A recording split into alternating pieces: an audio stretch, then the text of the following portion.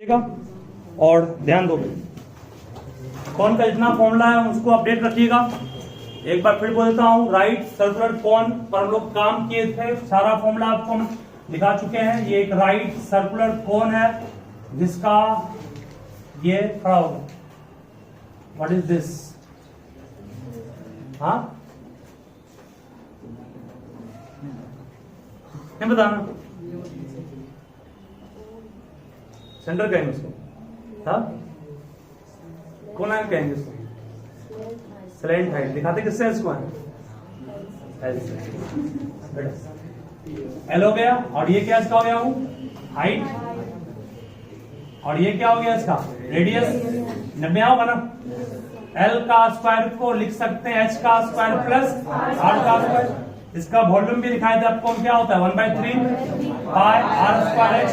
इसका बाबू सीएसए भी हम दिखाए थे, कितना होता है पाई आर एल। इसको प्रूफ भी किया ना। और इसका टीएसए भी याद करोगे तो pi R L into L plus R, pi R into L plus R. ठीक है, बस ये तीन फॉर्मूला याद रखिएगा, क्वेश्चन बनेगा। चलो पहला क्वेश्चन काफी आसान है, तो लिखोगे इसमें। और एक बात, जब भी निकालने का कैपेसिटी क्या निकालते हैं, वॉल्यूम। चलिए तो पहला क्वेश्चन है, सब बताएंगे पहले आपको, गति मान लीजिए। देखो, how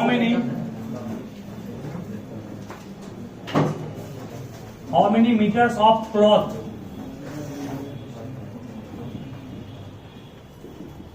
five meter wide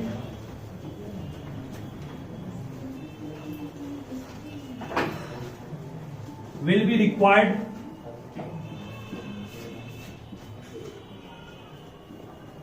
to make a conical tent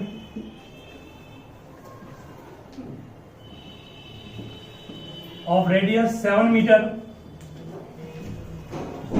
and height 24 meter. हम पूछेंगे जिनसे, जब आप उनको देना है। क्वेश्चंस को पहले अच्छे से पढ़ लीजिए आप लोग। हम पूछेंगे बारी बारी से हम लोग, ताकि वो मालूम चलेगा आप लोग कितना कैच कर रहे हैं और कितना कैच छोड़ रहे हैं। क्या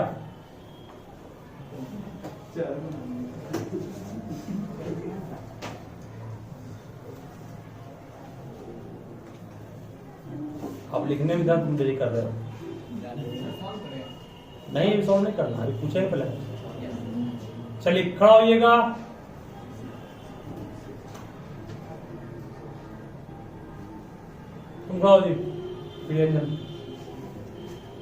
How many meter of cloth 5 meter wide will be required to make a conical tent of radius 7 meter and height 24 meter? दिया हुआ। यहां पर आपको क्या निकालना है, एकदम सोच समझ बोलोगे। निकालना क्या है, सीएसए। पहली बात, हम सीएसए क्यों निकालेंगे, क्या चीज सोच करके आप बोले निकालना है सीएसए, कुछ दिमाग में आया होगा ना।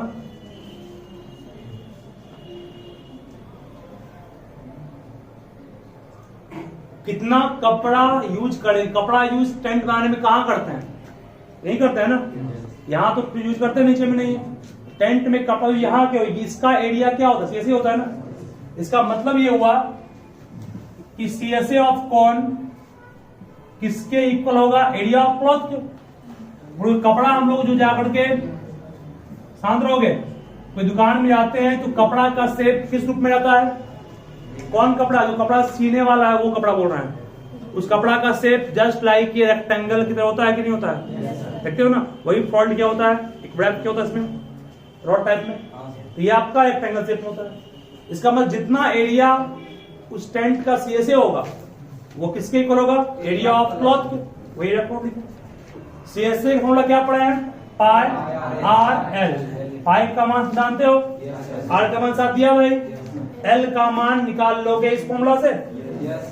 ऐसा ना हमारे पास आर निकल जाएगा, इस तक का बन गया। ध्यान देना, एरिया ऑफ क्लॉथ, क्लॉथ का एरिया एल इंटू बी होगा, लेंथ इंटू ब्रेथ। क्लॉथ किस शेप में है, रेक्टेंगल शेप में। तो लेंथ आपको निकालना है, how many meter of cloth, कितना लंबा क्लॉथ निकालना है। ये एल अलग है, ये स्लैंट हाइट का है, और ये लेंथ है, ठीक है। Into breath, breath means wide, wide means चौड़ा होता है। कितना ब्रेथ है, 5 मीटर। क्या सॉल्व कर लेंगे इसको? ये सिलेंडर हाइट है, ये सिलेंडर हाइट नहीं है, लेंथ है किसका? कपड़े का, वो निकालना आपको है। How many meter long cloth, कितना लंबा कपड़ा यूज करें, ठीक है, समझ जाएगा आराम से। सीएस यूज क्यों किए? क्योंकि आपको कपड़ा जो यूज करना है वो कहाँ यूज करोगे? यहाँ यूज करोगे। ये क्या है? सीएस, समझ जाएगा ना। पाई का मान 22/7, आर का मान 7 दिया हुआ है, एल सिलेंडर हाइट है ना, एल निकाल लेंगे यहाँ से। बोलो एल का मान क्या होगा?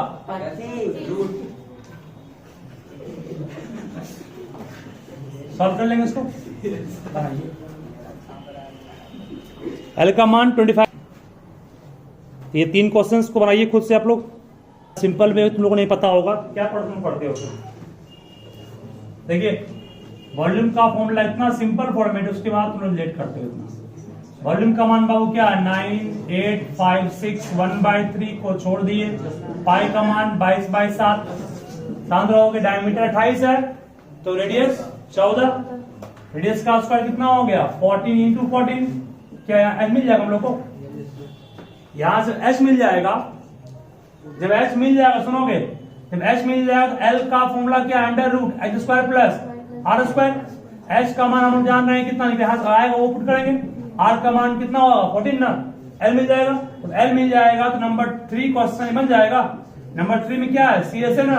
सीएस क्या पढ़े हो? पाई एल, पाई का मान जानते हो, आर का मान 14 लेंगे, एल का मान यहां से आएगा ना, पुट कर बन जाएगा, ठीक है। तीनों क्वेश्चन एक दूसरे पर डिपेंडेंट है। देखिए इसको काटने नहीं आया, काट लोगे। 7 दूनी 14 हो गया, ठीक है, शांत रहोगे। 22 से काटेंगे, 11 दूनी 22, 11 8 88, 10 बचा यहाँ पर, 10 और 5 105, 11 नंबर 99, 6 5 66, 11 6 66 कट गया से। 14 से काटिए, 14 6 जा कितना होगा? 84, बचा 5 56 हो गया ना। 14 4 जा कट गए, 2 दूनी 4 और 16 चक 64, तो 16 से कितना होगा? 48 ना, तो 48 आपका आंसर आया है। हाइट एस का मिल गया, एस यहाँ पुट कर देंगे। 48 का स्क्वायर प्लस किसका स्क्वायर? आर का मान 40 का। सॉल्व करेंगे, एल मिल जाएगा। एल का मान क्या पुट करेंगे? ऐसे मिल जाएगा, ठीक है। हाइट 14 से हम लेंगे।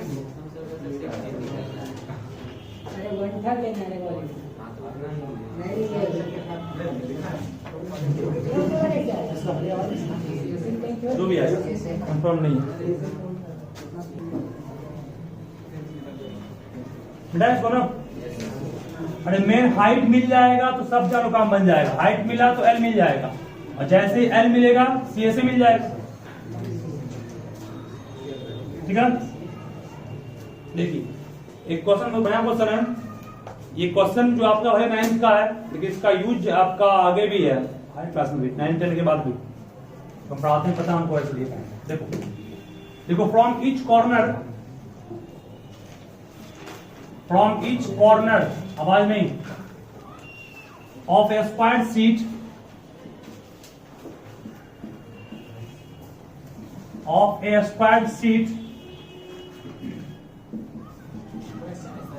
of 10 cm, a square of side 5 cm is cut where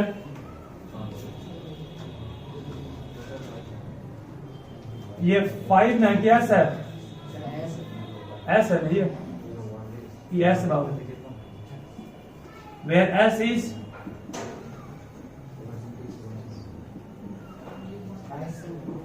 integer,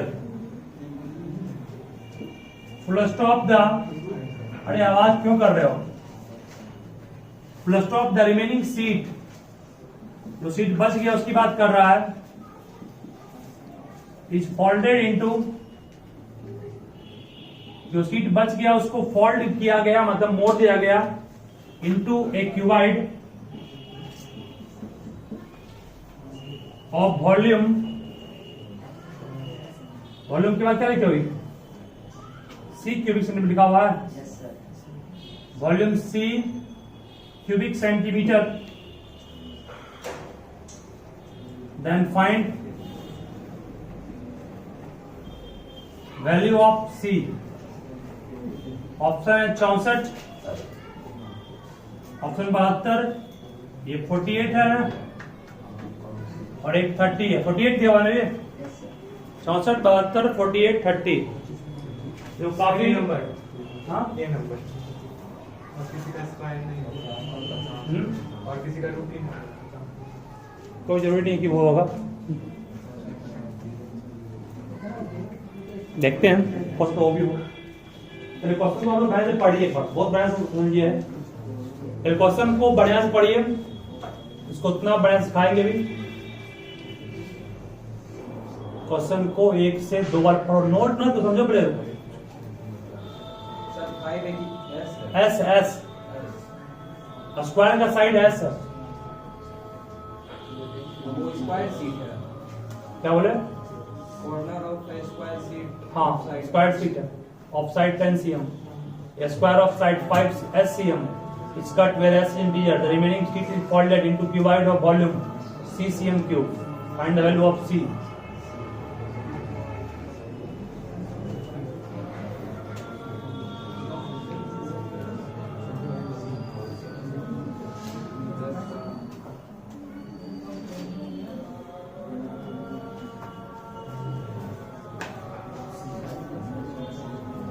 पढ़ लिए? क्वेश्चन को पढ़ने के बाद कुछ समझ में आया? नहीं आया ना? अब आएगा, अब समझ में आया। देखिए ध्यान से, ये स्क्वायर सीट है मान लो, ठीक है? बात नहीं, ध्यान दो आप। स्क्वायर सीट का, इसको हम स्क्वायर सीट मान रहे हैं, थोड़ा इसको स्क्वायर सीट देखने में लगे ऐसा बना देते हैं। अब लग रहा है बिल्कुल ये स्क्वायर सीट है, नहीं लगा रहा। स्क्वायर सीट का साइड कितना है? वो 10, मतलब सब 10 है। 10 से ये भी पूरा है, 10 ये भी पूरा है, ठीक है? 10 ये भी पूरा है, 10 ये भी पूरा है।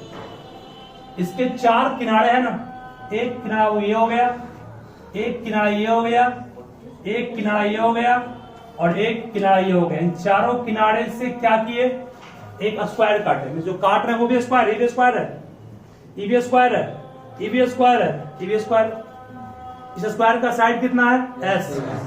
मतलब ये साइड भी S, ये भी S, ये भी S और यहां से ये भी S, ये भी S, ये भी S, ठीक है? तो ऐसे भैया यहाँ पर बहुत सिंपल। इसको काटना है, क्योंकि इसको हम यहां से चिन्हित किए हैं, इसको वहां से हम काट रहे हैं। इसको हम लोग जस्ट जहां काट दिए इसको भी एक कट गया स्क्वायर। जब आप देखते होंगे मिठाई दुकान जाते हैं तो वो काटता नहीं है, वो उसको मोड़ देता है। हम यहाँ काट के अलग कर रहे हैं, यही पार्ट कट के अलग हो गया, ठीक है? ये पार्ट हम लोग काट करके अलग कर रहे हैं। इस पार्ट को भी काट दिए, इस पार्ट को भी काट करके बिल्कुल हमने अलग कर दिया। कोई प्रॉब्लम की नहीं, कोई हालत नहीं है। अलग करने के बाद जो आपका पार्ट बच गया, रिमेनिंग पार्ट लिखा हुआ है ना, रिमेनिंग पार्ट जो बच गया उसको हमने क्या किया? फोल्ड किया, मोड़ दिया। इसको इस तरह मोड़ दिए, इसको भी यहां से फोल्ड कर दिया गया और इसको भी हम लोग फोल्ड कर दिए और ये भी फोल्ड कर दिए। तो बोलो ये क्या एक क्यूबाइड नहीं बन गया? फोल्ड करने के बाद एक क्यूबाइड बन गया, जस्ट लाइक मिठाई का डब्बा नहीं बन गया? इसके अंदर ऊपर खुला हुआ है तो मक्खी बैठेगी खाने के लिए, ठीक है ना? ठीक है तक आराम से। तो हमको यहाँ बोलना क्या चाहे, इस पर गौर कीजिएगा। जो क्यूबाइड बन रहा है, अभी इस सीट का लेंथ 10 था, जब इसको फोल्ड किए एस एस दोनों तरफ से एस घट गया ना, बोलो अभी इस क्यूबाइड का मान लो सीट है, ये भी 10 है, ये सब 10 है ना? जब इसको स्क्वायर यहां से काटे, एक स्क्वायर यहां से काटे, एक स्क्वायर यहां से काटे, एक स्क्वायर यहां से काटे, तो ये बोलो कितना हो गया? ये पूरा 10 EBS ये कितना हो गया? 10 माइनस नहीं, तो लेंथ घट गया। ये था S 10 था, S गया ना, S 10 माइनस 2S लेंथ हो गया। कितना हो गया ब्रेथ भी आपका? 10 माइनस 2S। और हाइट कितना हो गया इसका? ES है ना? हाइट क्या होगी? तो ES है, हाइट क्या हो गया? S। मीन्स यहाँ पर जो क्यूबॉइड बना उसका लेंथ तो हो गया L minus 2s, 2s. Breath कितना हो गया L माइनस L मीन्स 10 हो गया, और हाइट कितना हो गया सिर्फ s। S. यहाँ तक कोई प्रॉब्लम की नहीं, कोई बोल सकते हो। हाइट s हो गया ना, हाइट क्यों होगा सुनो, अभी ये आपका ऐसे है ना, सब ऐसे है सब, यहाँ पर जब इसको उठाएंगे इन हाइट हो गया, यस नहीं हाइट हो गया, कितनी हाइट हो गया, ऐसे सब हाइट हो गया, सारा हाइट एस हो गया, लेंथ था 10, एस इस तरफ गया, एस इस तरफ गया, तो अभी ये पूरा 10 है ना, यहां से यहां तक फैला हुआ 10 है। जब यहां फोल्ड किए एस कम हो गया, एस ये भी कम गया, S plus S 2s, that means 10 में 2 घटाएं 2s को, तो 10 में 2 लेंथ मिल गया, ब्रेथ मिल गया, हाइट मिल गया।